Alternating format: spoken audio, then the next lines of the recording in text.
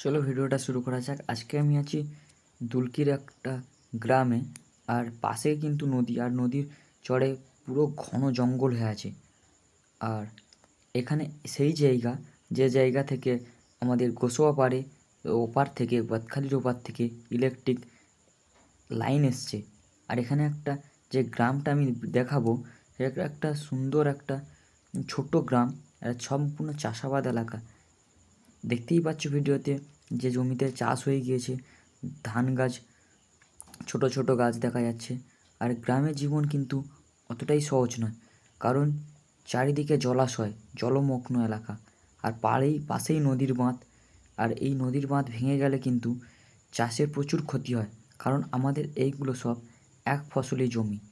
আর আস্তে আস্তে দেখতেই পাচ্ছ যে বাড়িগুলো কত নিচু, আর খুব যদি ভারী বর্ষা হয় জল কিন্তু ডুবে যায়। আর এখানকারে যে নদী মাত্রা দেখা যাচ্ছে, যদিও কিছুটা ইট দেখতে পাচ্ছি আমরা, কিন্তু রাস্তাটা কিন্তু সম্পূর্ণ মাটির। আর এখানে গ্রামটার যোগাযোগ মাধ্যম বলতে, মেন রোড বলতে এটাই। কিন্তু বড় রোড যেতে গেলে শীত, বর্ষা, গ্রীষ্ম, যে কোনো ঋতুতেই এদের এই প্রতিকূলতার ওয়েদার ফেস করতে হয়। কারণ বৃষ্টির সময় এই নদী বাঁধে প্রচুর কাদা হয়। যদি কোনো বড় রকমের প্রবলেম হয়, শারীরিক অসুস্থতা, হসপিটালাইজ, স্কুল, সব ক্ষেত্রে প্রবলেম, কারণ এটা পুরোটাই কাদার। আর পাশেই আছে নদী, দেখতেই পাচ্ছ, কারণ নদী মাত্রা যথেষ্ট নিচু।